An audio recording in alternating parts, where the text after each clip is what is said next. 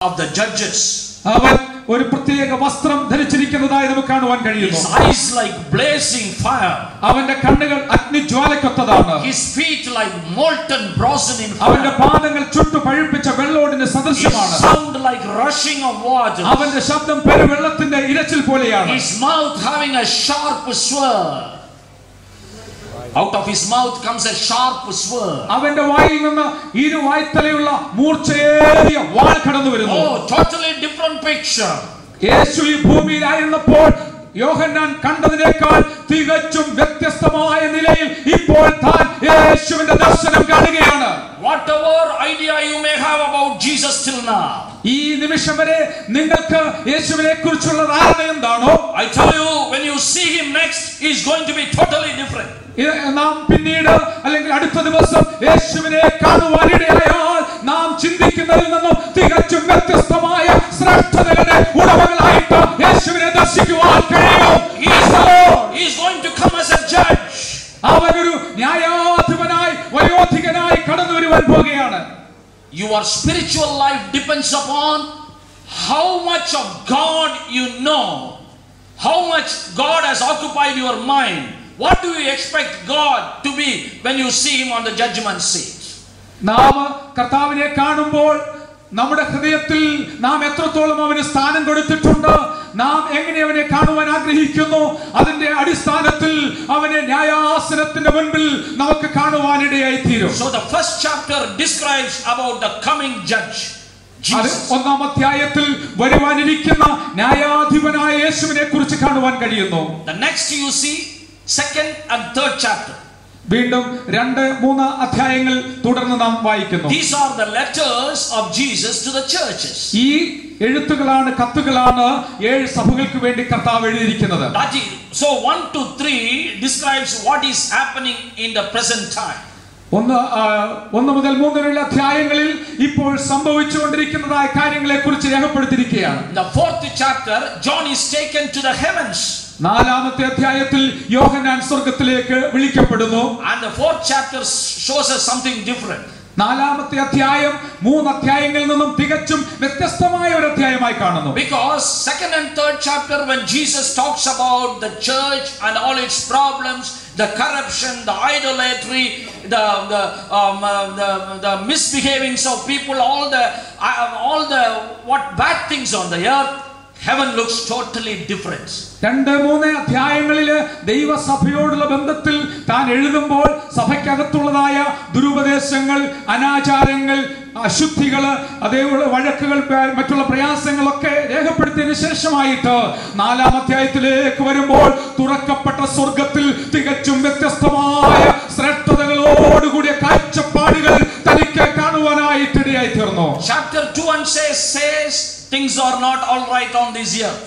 അതേ ആദ്യത്തെ അധ്യായങ്ങൾ പറയുന്നത് ഈ ഭൂമിയിൽ കാര്യങ്ങളൊന്നും അത്ര ശരിയായിട്ടല്ല പോകുന്നത്. Chapter 4 says everything is all right in heaven. Praise the Lord. എന്നാൽ 4ാമത്തെ അധ്യായത്തിൽ സ്വർഗ്ഗത്തിലെ അവസ്ഥ തികച്ചും വ്യത്യസ്തമാണ്. എല്ലാം അവിടെ വ്യക്തവും ശുദ്ധവും ക്രമീകൃതവുമായിട്ടാണ്. So much confusion in the earth. ഈ ഭൂമിയിൽ അധികം സംശയങ്ങളും അതിന് തക്കവണ്ണമുള്ളതായ കുഴമറിച്ചിലുകളുമാണ്. Heaven is absolutely quiet. എന്നാൽ സ്വർഗ്ഗം വളരെ ശാന്തമാണ്. God is seated on the throne. Praise the Lord. ദൈവം സിംഹാസനസ്ഥനായിരിക്കുന്നു. The sea is like a plate of glass, absolutely calm. അവിടുത്തെ സമുദ്രം ഒരു സ്ഫടിക സ്വച്ഛമായിട്ട് നമുക്ക് കാണുവാൻ കഴിയുന്നു. There is only the sound of worship. അവിടെ കേൾക്കുവാൻ കഴിയുന്ന ഏക ശബ്ദം ദൈവത്തെ ആരാധിക്കുന്ന ആരാധനയുടെ ശബ്ദമാണ്. God seems to be in absolute control over history. അവൻ ചരിത്രത്തെ പൂർണ്ണമായി നിയന്ത്രിച്ചുകൊണ്ട് ദൈവം രാജാതിരാജാവായി വാഴുന്നു. He is not anxious. അവൻ ആകാംക്ഷാഭരിതനല്ല. He is not wondering, oh, what devil is going to do next to my church. ഇനി എന്റെ സഭയ്ക്ക് വേണ്ടി പിശാച് അടുത്ത് എന്ത് കുതന്ത്രമാണ് ചെയ്യുവാൻ പോകുന്നതെന്ന് ദൈവം ഒരിക്കലും ചിന്തിക്കുന്നില്ല. അവിടെ What the rulers of the world are going to do.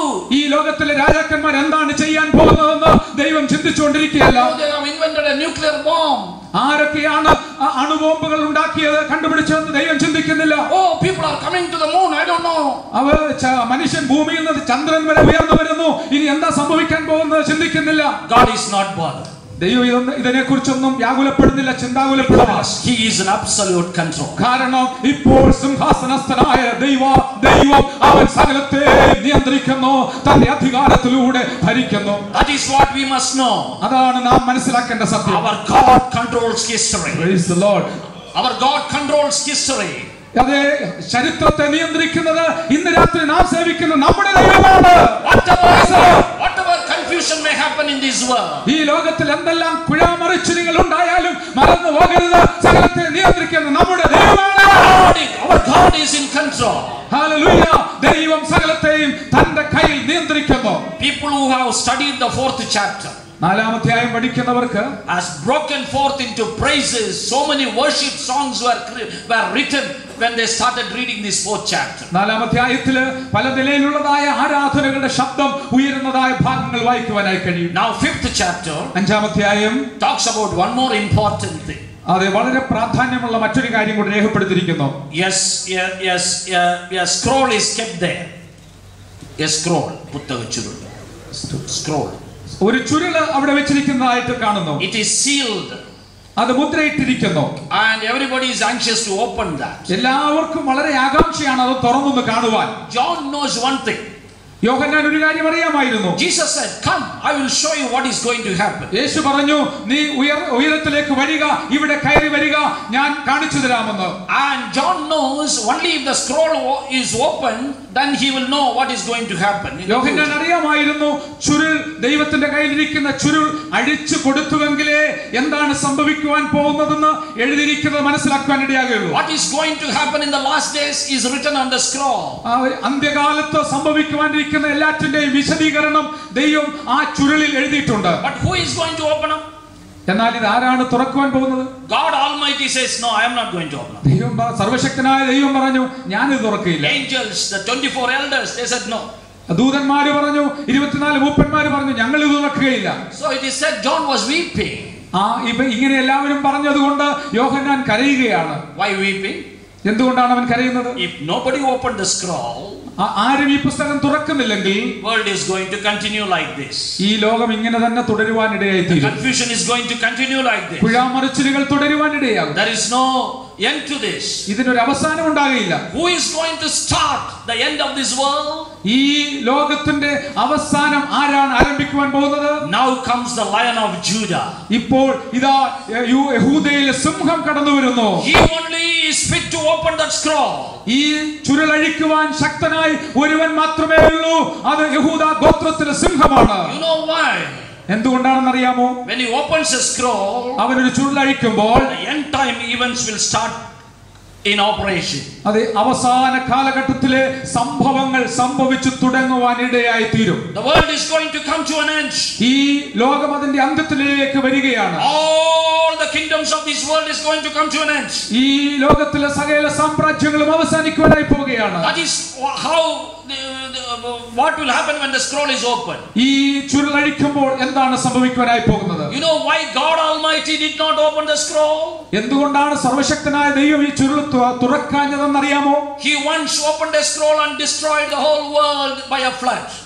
ഒരിക്കൽ ദൈവം ചുരുൾ തുറന്നപ്പോൾ ഈ ഭൂമി മുഴുവനും ജലപ്രളയത്താൽ നശിക്കുവാനിടയായി തീർന്നു. And God said, "No, I am not going to do it again." ദൈവം അതുകൊണ്ട് പറഞ്ഞു, ഇനി രണ്ടാമത് ഞാൻ അങ്ങനെ ഒരു പ്രവൃത്തിക്കായി ചുരുൾ തുറക്കുവാൻ ആഗ്രഹിക്കുന്നില്ല. And when the scroll is being opened, ചുരുൾ അഴിച്ചപ്പോൾ the earth is not only going to be destroyed, ഭൂമി നശിക്കപ്പെടുവാൻ പോകുന്നത് മാത്രമല്ല, a new heaven and earth has to come in operation. ഒരു പുതിയ ആകാശവും പുതിയ ഭൂമിയും കൂടെ ഉണ്ടാക്കുവാനായിട്ട് വരുവാൻ പോകുകയാണ്. To rule that earth, people who have been born again, people who have received the new spirit should be made available on this earth. ആ പുതിയ ആകാശവും പുതിയ ഭൂമിയും ഭരിക്കുവാൻ, അവിടെ ജീവിക്കുവാൻ വീണ്ടെടുക്കപ്പെട്ട അഭിഷേകം പ്രാപിച്ച അഭിഷക്തരായ ദൈവമക്കളെ അതിനുവേണ്ടി വേർതിരിച്ചിരിക്കുന്നു. When the end of the world comes, it is not going to be a total annihilation. It is only going to be a consummation. The end will be succeeded by a beginning of a new heaven and a new earth. ഈ ഭൂമിയുടെ അവസാനം സംഭവിക്കുവാൻ പോകുന്നു എന്ന് പറയുമ്പോൾ ഈ ഭൂമിയും സകലതും നശിക്കുവാൻ പോകുന്നു എന്ന് ആരും തെറ്റിദ്ധരിക്കരുത്. മറിച്ച് ദൈവത്തിന്റെ പുതിയ പദ്ധതികളുടെ ഒരു ആരംഭമായി മാത്രമാണ് അത് സംഭവിക്കുവാനായി പോകുന്നത്. To rule that new heaven and earth, God has to prepare a new set of people. ദൈവം പുതിയ ആകാശവും പുതിയ ഭൂമിയും സൃഷ്ടിക്കുന്നത് കൊണ്ട് ദൈവം തന്നെ അതിൽ പാർക്കുവാനുള്ള പുതിയ